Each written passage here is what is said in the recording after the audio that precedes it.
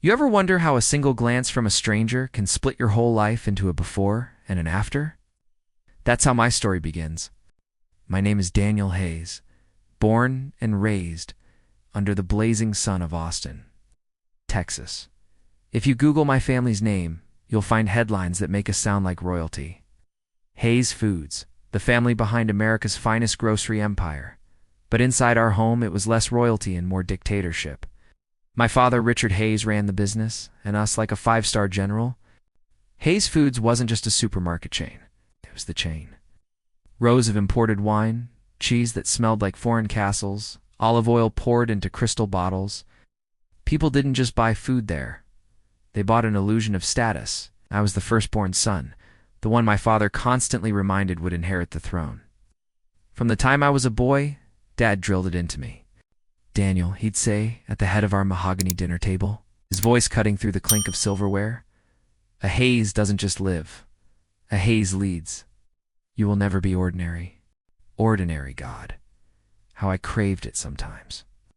While my father tightened his tie in front of investors, my mother floated silently through the house. Glass of Chardonnay in hand, eyes always miles away. My younger brother Tyler was a mirror image of Dad, all charm, ambition, and cold calculation. And then there was me. I was the kid sneaking off to sketch in the margins of my notebooks, wondering why we never talked about anything real, like happiness or love, or what it meant to just be human. But my father didn't raise sons. He raised successors. Everything in our mansion in Westlake Hills screamed of pressure. Oil paintings of stern ancestors glaring down at us during dinner. Crystal chandeliers that trembled when someone slammed a door. By 16, I already knew how to read a financial statement, negotiate a vendor contract, and smile at powerful strangers until my jaw ached. What I didn't know was how to breathe without feeling my father's shadow choking me. That all changed in the fall of my sophomore year at the University of Texas. It was one of those crisp afternoons when the campus lawn was dotted, with kids tossing frisbees and guitars humming under oak trees. I ducked into the library, desperate for a break from a brutal accounting exam, and that's when I saw her. She wasn't dressed like the other girls in their polished boots and sorority sweatshirts. She wore a faded denim jacket, her auburn hair falling loosely around her shoulders, her sneakers scribbled over with doodles. She sat cross-legged on the floor, surrounded by a pile of books about food policy, her pencil tapping against her lip, as if she were solving the world's hunger crisis right there between the stacks. I don't know what made me walk over. Maybe it was the fact that she looked like she didn't belong in my father's carefully constructed world. Maybe it was the way she looked free. "Hey," I said awkwardly, holding out the pen she'd dropped. She glanced up, her green eyes sharp but warm, like spring leaves after rain. "Thanks," she replied with a smile that didn't just land on me. It stuck. That was how I met Emily Carter. We talked that entire afternoon. The sun setting, unnoticed outside, as we argued about capitalism, farmers, and whether organic food was really just a scam for the rich. But Emily wasn't rich. She grew up in Oklahoma City, daughter of a man who ran Carter's Markets, a chain of low-cost grocery stores that focused on feeding working-class families. When she told me that, my stomach tightened. I knew the name. Carter's Markets were despised in my house. Dad used to spit the words out like venom. "They're bottom feeders, Daniel. They sell scraps to people who don't know better. Hayes Foods represents quality. Carter's represents filth." And here I was, sitting cross-legged on a library floor, laughing at Emily's jokes. Feeling something bloom inside me I couldn't name, all while knowing she carried the name my father swore was poison. The rivalry between Hayes Foods and Carter's Markets wasn't just business. It was blood war. Hayes catered to the elite. Carter's fought for the working class. My father once told me he'd rather see me marry a thief than shake the hand of a Carter. But how could I explain to him that Emily didn't just shake my hand? She took hold of my heart that very first day. We became inseparable. Study sessions turned into midnight burger runs at greasy diners. Walks across campus turned into whispered dreams about a different kind of America, one where good food wasn't a luxury. Emily carried a notebook filled with sketches and ideas, supply chains that bypassed middlemen, neighborhood copes that cut costs in half, fresh produce delivered faster than anyone thought possible. Her eyes lit up when she spoke, and I knew then She wasn't just someone I liked. She was someone who could burn down my whole, carefully mapped out life. And I let her, gladly. But nothing stays hidden forever. It was winter break when I brought her home for the first time. Our mansion glittered with Christmas lights, every surface polished to blind perfection. The smell of expensive wine floated through the halls. Emily walked in, wearing a simple sweater, holding my hand tightly. "This place looks like a museum," she whispered. I forced a laugh. "Oh, yeah. Except the exhibits yell at you if you touch anything." At dinner, my father sat at the head of the table like a king judging a criminal. Tyler smirked from the side, waiting for the show. My mother barely looked up from her glass. "Dad, Mom, this is Emily Carter," I said, my voice trembling. The air froze. The clinking of silverware stopped. My father's eyes narrowed to blades. "Carter," he spat, as if the name itself left a bitter taste. "Carter's Markets? That Carter?" Emily met his glare without flinching. "Yes, sir," she said, her voice calm but steady. "My father believes good food should be for everyone, not just the rich." My father's laugh was cold, sharp, charity, cheap tricks for the masses. "And you bring this girl into my house, Daniel." "Into my family?" I felt Emily's fingers squeeze mine under the table. Her hand was trembling, but her eyes never dropped. That night ended in flames. My father slammed his fist against the table, shouting that if I chose Emily, I was no longer his son. My brother smirked, relishing the drama. My mother stared into her wine as though drowning. I walked Emily to her car, my chest burning with shame. "I'm so sorry," I whispered. She shook her head, her eyes glistening. Daniel, I don't need your father's approval. I just need you." And right there in the cold December air, I knew the line had been drawn. My life would never be the same again. If you've ever had your whole life yanked out from under you in a single sentence, then you'll understand what it felt like to stand in my father's office that January morning. The room was built like a cathedral of power, floor-to-ceiling windows overlooking downtown Austin. Mahogany shelves lined with leather-bound books no one ever read, a desk so massive it seemed designed to remind you how small you really were. My father sat there, staring at me with eyes that didn't belong to a parent. They belonged to a judge handing down a death sentence. "You're finished here," he said, his voice sharp enough to cut glass. "Tyler will inherit Hayes Foods. You've made your choice." "You chose her." I swallowed, trying to find the right words, but all I could manage was, "because I love her." The word love landed in that office like a gunshot. My father leaned back, his jaw tightening. "Love is weakness, Daniel. Hayes doesn't bow to weakness. Get out." And just like that, the empire I'd been raised to inherit vanished. The days that followed were a blur. My father's silence was total, my brother's smugness unbearable, and my mother's guilt-filled glances only made it worse. The house that had once felt like a prison now felt like it had kicked me out entirely. Emily was the only anchor I had left. I moved into a cramped apartment in East Austin with peeling paint and a view of a parking lot. It wasn't glamorous, but it was ours. Emily filled the space with her laughter, her notebooks, her stubborn belief that life could be better. For the first time in my life, I felt something I'd never known in that mansion. Freedom. Still, the ghost of my father haunted me. His voice echoed in my head every time I opened the fridge and saw cheap groceries instead of imported wine. Every time I rode the bus past a Hayes Foods store, its glass front shining like a temple, I felt that old ache of loss, of exile. But Emily never let me drown in it. "Daniel," she'd say, scribbling into her notebook late at night, "you don't need your father's empire. You can build your own. Something better, something real." I wanted to believe her. I really did. Emily's parents invited me to Oklahoma City that spring. Their house was the opposite of mine, a small 2-story place with a creaky porch swing and the smell of cornbread drifting from the kitchen. Her father, Michael Carter, greeted me not with suspicion, but with a bear hug. His hands were calloused from decades of stocking shelves, his voice warm and booming. "Son," he said, clapping me on the back, "you love my daughter? That's enough for me." Those words nearly broke me. I hadn't realized how starved I was to hear them. Emily's mother, Diane, served sweet tea and fussed over us like we were already married. Their family wasn't perfect. Their budget was tight, their worries about money constant, but there was a tenderness in that house I'd never seen before. They argued, they laughed, they lived. For the first time, I felt like maybe I could belong somewhere. But belonging had its price. News of my relationship spread quickly. Business reporters ate it up. Heir to Hayes Foods falls for daughter of rival chain.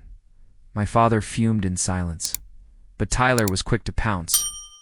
He sent me a text one night with a photo of himself in a crisp suit, standing in front of a new Hayes Foods grand opening. Looks like you missed your shot, big brother. Hope Carter's Markets has a place for you stocking shelves. I didn't reply, but the words burned. Emily tried to soothe me. He wants to get under your skin, don't let him. You're more than your father's name. And maybe she was right. But every insult, every whisper, every article that painted me as the traitor's son made me hungrier to prove I wasn't just some lost prince. That's when Fresh Trail entered my life. It was a tiny startup in Austin trying to revolutionize food distribution, cutting delivery times, connecting small farmers directly to stores, slashing costs for consumers. Emily pushed me toward it. This is it, Daniel, she said, sliding their flyer across our kitchen table. This is what I've been talking about. Forget Hayes Foods. Forget Carter's. Help build something that actually matters. I joined Fresh Trail the next week. It wasn't glamorous, just a cluttered office above a taco shop, filled with 20-somethings running on caffeine and stubborn hope.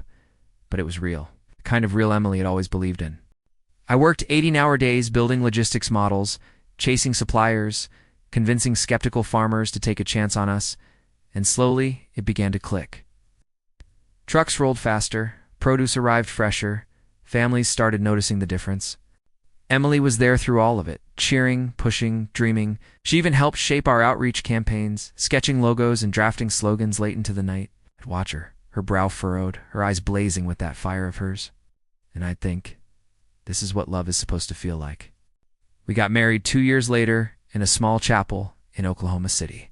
No chandeliers, no foreign wine, no high-profile guests. Just family, friends. And Emily walking toward me in a simple white dress that made her glow brighter than anything I'd ever seen. Her father shook my hand before the ceremony, his eyes wet. Take care of her, son. She's the best thing you'll ever have. I nodded, swallowing back the truth. He was right. My parents didn't show. Tyler posted a photo from a yacht party that same night with the caption, "Congrats to my brother, marrying into mediocrity." I didn't care, because when Emily said I do, everything else faded. We built a life together in a small apartment in Dallas, closer to Fresh Trail's growing operations. Money was tight, but happiness was abundant. Emily filled our kitchen with laughter and recipes she tested from her mother's old cookbooks. We'd spend weekends visiting farmers, driving through fields with the windows down, dreaming about a world where no child went hungry. And then 2 years later, our daughter was born. We named her Lily. She had Emily's fiery auburn hair and my restless eyes. The first time she wrapped her tiny hand around my finger, I knew I'd found something no empire could ever give me. Purpose. For a while, it felt like paradise. But paradise never lasts, because the Hayes name never let me go. It hunted me, followed me, waited in the shadows for the right moment to strike. And when it finally did, it shattered everything I thought I had built. The phone call came on a Sunday morning. I'd just finished breakfast with Emily and Lily, laughing at the way Lily tried to feed herself with her tiny spoon, getting mashed potatoes everywhere but her mouth. The joy of those moments felt infinite, like no storm could ever break the calm. Then the phone rang. It was a number I didn't recognize, but the voice on the other end hit me like a punch to the gut. "Mr. Hayes," the voice said, a cool, almost professional tone laced with tension. "This is Officer Daniels with the Austin Police Department. I need you to come down to the station. There's been an incident involving a member of your family." I stood up so fast my chair tipped over. My heart slammed against my ribcage. My pulse hammered in my ears. "What happened?" I demanded, trying to keep my voice steady. "Sir, please just come to the station," the officer said. I don't remember the drive. I don't remember telling Emily I'd be back soon, or kissing Lily's cheek, or even stepping into the police station. All I remember is a coldness creeping into my bones. As I was led down a sterile hallway, my shoes clacking on the tile. Ow! And then I saw my father. He was sitting in the small, grim interrogation room, his hands clasped together like he was waiting for a sermon. His face, once so sharp and commanding, was pale like he hadn't slept in days. He didn't look up when I entered, didn't even acknowledge me. "Dad," I whispered, feeling a cold sweat break out on my skin. Finally, he looked up at me, and I could see something I hadn't expected. "Fear, Daniel," his voice cracked. "It's gone. All of it. Everything's gone." "What the hell happened?" I choked out, my throat tight. They're coming after us, Daniel. The whole company. Hayes Foods is under investigation for being sued by Carter's Markets. Your mother." He paused, his eyes darting to the side, as if searching for words. "Your mother's already taken a flight to New York to try and salvage some of it. She's meeting with the lawyers this afternoon." I blinked. Carter's Markets? It wasn't just business anymore. It was war. "What do you mean, under investigation?" I demanded, panic clawing at my chest. "They're accusing us of price fixing, of fraudulent advertising, of undercutting food safety standards. They've got evidence, Daniel. Real evidence. We're done. Your mother's already thinking about selling off the smaller chains. They're putting pressure on us from every direction." I staggered back, my hands gripping the edge of the table to steady myself. Carter's Markets Emily's family had always been our enemy, but this was personal. This wasn't just a lawsuit. It was a deliberate attempt to tear down everything we'd built, make sure Hayes Foods would never rise again. "You've got to help us," my father said, his voice desperate. Us. "You're my only chance. You're the only one who can turn this around. You have to come back. Help us fight." My chest tightened, and for a second, I saw the same pleading look in my father's eyes. I'd seen all those years ago when he had first set me on the path to inherit Hayes Foods. But now, there was no love in those eyes, just fear. "Help you?" I whispered. The words tasted bitter in my mouth. "You kicked me out. You disowned me." His hands trembled. "I didn't mean it, Daniel." "No." I shook my head, backing away. "I'm not going back. Not for this." I turned and left, the world spinning around me. I don't know how long it took me to get back home, but by the time I opened the door to our apartment, I felt like I had lost 100 pounds. Emily was sitting on the couch holding Lily in her arms, looking so peaceful it made my heart ache. I sat down beside her, pulling her close. "We're in trouble, Em," I said, my voice breaking. She didn't need to ask what I meant. The look in her eyes told me she already knew. "I don't know what to do," I whispered. "We'll figure it out," she said softly. "We always do, but the truth was, I didn't know if we could figure it out this time." Over the next few weeks, everything around me unraveled. The media tore us apart. The headlines, the rumors, the accusations, they were everywhere. I couldn't go a day without hearing someone mention my name, my father's empire crumbling, or the feud with Carter's Markets. People I'd once considered allies were pulling away, cutting ties, throwing blame. The hardest part was watching Emily struggle with the fallout. She'd always been the optimistic one, the dreamer. But this was something none of us could run from. One night, as I stared at the chaos swirling around me, my phone buzzed. It was Tyler. I hadn't spoken to him since I'd left. The message was short. "Dad needs you. Get back to Hayes Foods or you'll watch everything go to hell." I stared at it for a long time. Then the reality hit me. My father had always expected me to save him. Now, for the first time, he was asking me to save his company. But saving him would mean destroying everything I'd built with Emily. It would mean going back to the very world I'd escaped, to the lies, the manipulation, the corporate games that had nearly killed my soul. Would I betray my own values for a last-ditch chance to save my family's legacy? Would I sell my soul to Hayes Foods just to keep it alive? I didn't know the answer. I didn't sleep that night. Every time I closed my eyes, I saw the same thing. My father's face, desperate and old, pleading for me to come back. I saw the headlines splashed across every news outlet. Hayes Foods on the brink. Will Daniel Hayes save his family's legacy? And beneath it, another image. Emily's face. Full of worry, full of love, her eyes pleading for me not to sacrifice everything for a name that had already abandoned me. I wanted to believe Emily when she said we'd figure it out, but the truth was, we were running out of time. The next morning I called the one person I knew would understand. "Mike," I said, my voice hoarse. "I need your help." Mike was Emily's father. He wasn't a businessman. He wasn't a millionaire. But he was everything I wasn't. Honest, grounded. The kind of man who worked with his hands and his heart, not spreadsheets in boardrooms. "Boy, you've got yourself in a mess," Mike said on the phone, his voice calm but knowing. "You think I haven't been watching this all go down? Your daddy's empire? That's built on sand? He never built it for you, Daniel. He built it for himself. You've got to stop thinking you owe him something." I rubbed my eyes. "But I do owe him, don't I? He's my father. It's my family." "No," Mike said bluntly. "You don't owe him a damn thing. You owe it to yourself to live the way you've always believed. With honesty, with your heart in the right place, not for some legacy that's been rotting from the inside out." Mike's words echoed in my mind as I hung up. I stared out the window of our apartment, watching the world move, while inside I felt trapped. Every choice I made felt like it had a price.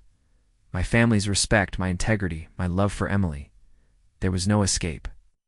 No way to satisfy both sides without losing something. By the time I called Tyler back, I was already halfway out the door. "Fine," I said, gritting my teeth. "I'll come to Hayes Foods. But I'm not doing it for Dad. I'm doing it for the company, the people who work there. If this thing falls apart, they lose everything too." Tyler was silent for a long time. "You're not doing it for Dad?" "No," I said. "I'm doing it for what's left of this company. I'm not doing it for the legacy. I'm doing it because I'm the only one who can save it from him." "Okay, I'll have everything ready. Don't screw this up, Daniel." I hung up. I had no idea what I was walking into. But one thing was certain. I wasn't the same person I was when I left. When I entered the boardroom of Hayes Foods the next morning, it felt like stepping into a lion's den. The room was all glass and chrome, designed to intimidate anyone who dared sit in front of it. But today I wasn't scared. Today, I wasn't the son of Richard Hayes, heir to the throne. I was the man who had built something better. Tyler was already there, sitting at the head of the table, his dark eyes flashing with the same cold ambition I had inherited as a child. Behind him were the remaining board members, all waiting for me to speak. "I'm here to save the company," I said, my voice steady, my gaze unwavering. Richard Hayes stood at the back of the room, his arms crossed, his face unreadable. He didn't acknowledge me. The air was thick with tension. "Save it," Tyler scoffed. "Don't you mean take over?" I didn't flinch. "This company isn't worth saving if we don't change. We need to listen to the people. We need to stop pretending we're in the business of luxury. We're in the business of feeding people. All people. If we don't shift our model now, we'll be out of business in 6 months." My father finally spoke, his voice low but dangerous. "And what do you think that means, Daniel?" "That means selling out. That means taking Carter's approach, pretending to care about the people." I stood tall, meeting his cold stare. "No, that means surviving. That means adapting. I'm not asking you to change everything, but we need to start acting like the world has changed. Our customers aren't the rich elite anymore. They're the ones who can't afford to spend $500 a week on food. And if we keep acting like they don't exist, we'll lose them." Richard's face hardened. "This isn't the company I built." "No, it's not," I said quietly. "But it's the company it needs to become." I could feel the weight of their eyes on me. The room was still. No one spoke for what felt like hours. Then, Tyler broke the silence with a laugh, a cold, mocking sound that cut through the air. "So you want us to go the way of Carter's markets?" I didn't hesitate. "No, I want us to go the way of the future. We need to offer fresh food for everyone, not just for the wealthy. We need to cut prices, revamp our logistics, and make it so every family can afford to eat well. We can't just keep acting like a high-end store for the 1%. That's not sustainable."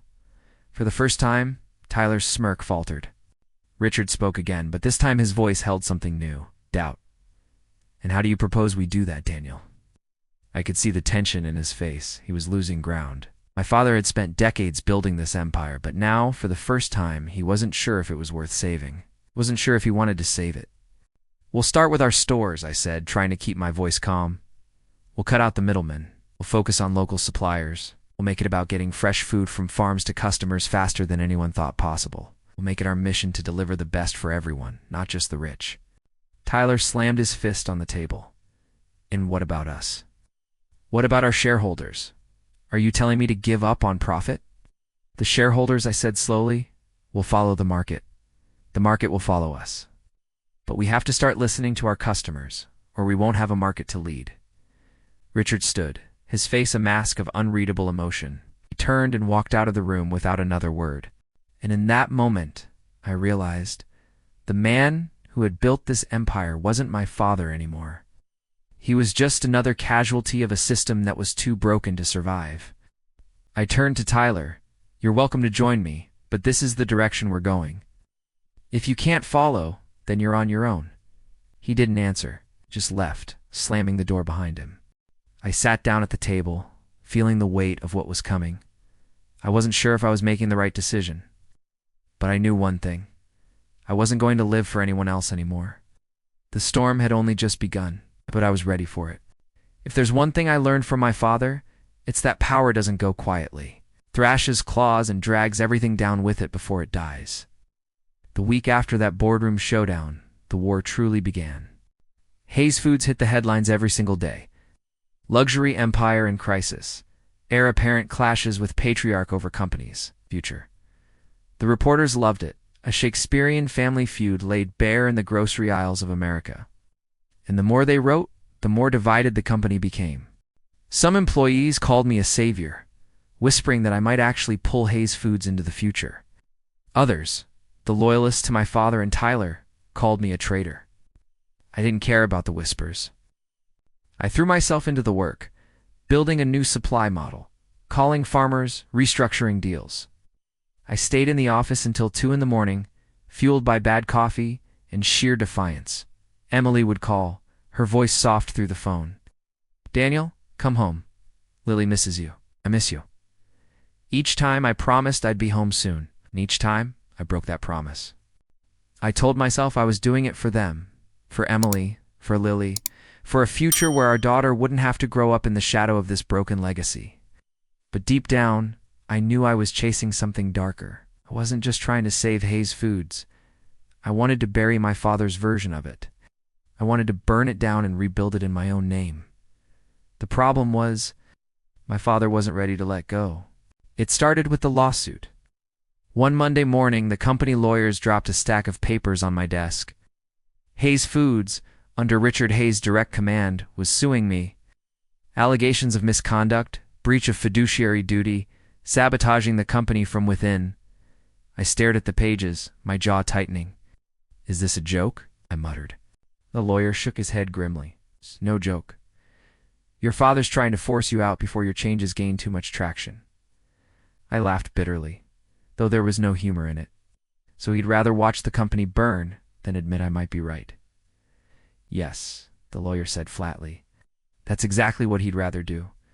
At home, the tension was worse. Emily tried to be supportive, but I could see the worry in her eyes. Every time I came home late, every time I missed one of Lily's bedtime stories, every time another headline dragged our name through the mud, it chipped away at us. Daniel, Emily said one night, her voice trembling as she stood in the kitchen holding Lily against her hip. I don't know how much longer we can do this. You're never here. You're fighting ghosts, and I don't even recognize you anymore. I dropped my bag onto the counter, exhaustion weighing me down. I'm doing this for us, Em. For her. I pointed at Lily, whose big eyes were staring up at me, confused. If I don't fight this, Hayes Foods dies. And if Hayes Foods dies, everything we've been through, all of it, will have been for nothing. Her eyes filled with tears. No, Daniel, it's where you're wrong. Hayes Foods doesn't matter. Not compared to us. It's not compared to this family. I wanted to believe her. God, I wanted to. But the anger, the pride, the old voice of my father in my head kept screaming, if you walk away, you're nothing. If you walk away, you've lost. So I stayed in the fight. The pressure mounted. Tyler went on television, painting me as reckless, unfit to lead. My father hosted shareholder dinners, whispering poison into the ears of investors, warning them I would run the company into the ground. But at the same time, something incredible was happening. Customers started coming back. Families who had long abandoned Hayes Foods for Carter's Markets began trickling into our stores, curious about the lower prices, the new partnerships with local farms. Our Fresh for Everyone pilot program in Dallas exploded with success. driving sales numbers higher than we'd seen in years. The media noticed. One headline read, "Daniel Hayes' Vision. Could he save what his father built?" For the first time in my life, people weren't just comparing me to my father. They were calling me different, better. And that's when the unthinkable happened. One night, as I was reviewing numbers in the office, my phone buzzed with a new email. The sender was hidden, the subject line short, "Meet me. Midnight. The old Hayes warehouse on 5th. Come alone." At first, I thought it was a trap. Some prank, maybe even a threat. But then I saw the signature at the bottom, R.H., Richard Hayes. My father. The warehouse was dark, the air thick with dust and memory.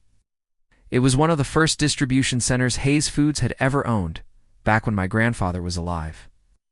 I remembered playing here as a boy, running between the pallets, while my father barked orders at workers.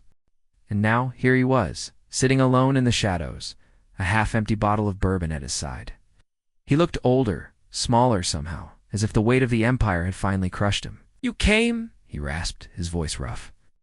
"I almost didn't," I said coldly. For a long time, he just stared at me. Then he muttered, "You're killing me, Daniel." I swallowed, the anger rising in my throat. "No.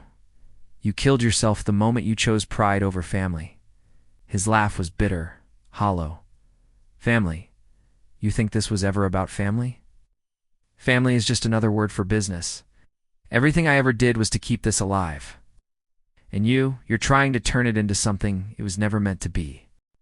I stepped closer, my fists clenched. "No, Dad. I'm trying to turn it into something worth saving." He stared at me, his eyes glassy from drink. And for the first time, I thought I saw something flicker there. Regret. Maybe even love, buried beneath decades of arrogance. But then his face hardened again. "If you keep this up, Daniel, you'll regret it. You'll lose everything. Your wife, your daughter, your soul. Just like I did." His words cut deeper than I wanted to admit. Because for the first time, I wasn't sure if he was warning me, or if he was right.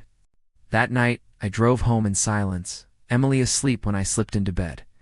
I lay awake staring at the ceiling, my father's words echoing in my mind. Would I really lose everything if I kept fighting? Or was I already too far gone to turn back? The night my father's warning echoed through my skull, I felt something shift inside me. I had spent years defining myself against him, rebelling, resisting, rejecting. But now his words lingered like a poison. You'll lose everything. Your wife, your daughter, your soul, just like I did. And maybe he was right. Because while I fought, I could feel Emily slipping further away. It all came to a head one rainy Thursday evening. I stumbled into the apartment past midnight, rainwater dripping from my hair, my shoulders heavy with exhaustion. Emily was waiting for me in the kitchen, Lily asleep in her room.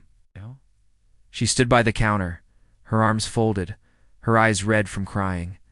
"Daniel," she said quietly, "I can't do this anymore."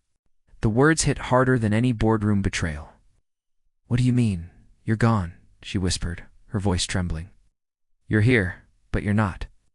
I married the man who laughed with me in diners, who dreamed about making food fair for everyone, not the man who's chasing ghosts, fighting his father's war, drowning in bitterness." I tried to reach for her, but she stepped back. "I need you to decide. Us or Hayes Foods." My throat burned, but I had no answer. I couldn't choose. And in my silence, she shook her head, tears spilling down her cheeks. "I'm taking Lily to Oklahoma City for a while," she said. "To my parents. Maybe when you remember who you are, you'll come back to us."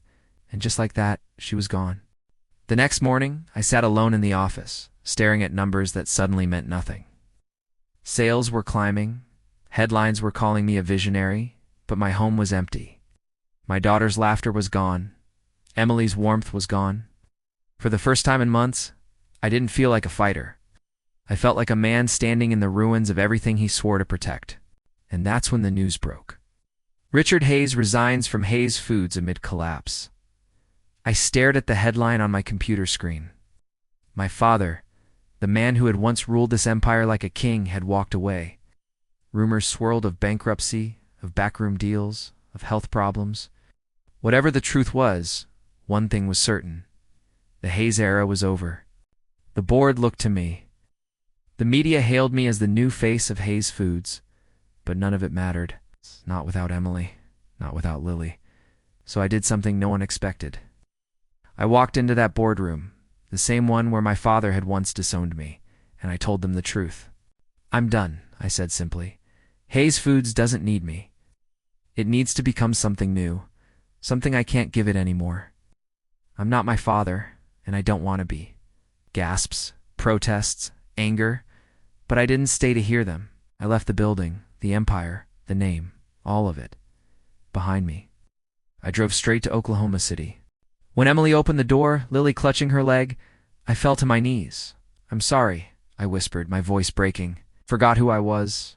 I forgot who we are. None of it matters without you, without her, without us." Emily's eyes searched mine, her tears falling freely now. She didn't speak at first. She just bent down, pulling Lily close, and after a long silence, she whispered, "Then don't ever forget again. We didn't go back to Austin. We didn't go back to the Empire. Instead, we started small, a food coop in Oklahoma City, just a few shelves and a renovated storefront supplied by local farmers." Emily's notebook became our guide, her ideas finally taking root in the real world. It wasn't glamorous, it wasn't rich, but it was honest. And as Lily ran between the aisles laughing, customers smiling as they carried out bags of fresh produce they could actually afford, I realized something I should have known all along. Legacy isn't what you inherit. It's what you build with love. Years later, I heard Hayes Foods went bankrupt, swallowed by competitors, buried under lawsuits and debts. Tyler vanished into obscurity. My father lived out his last years in a quiet house outside Houston, alone with his pride. I never saw him again. But sometimes late at night, I still hear his voice. "You'll lose everything." And I wonder if maybe he wasn't wrong, because I did lose everything. But in losing it, I found the only thing worth keeping. So now I ask you, if you had to choose between protecting the empire your family built, or the family you're building with the person you love, which would you choose?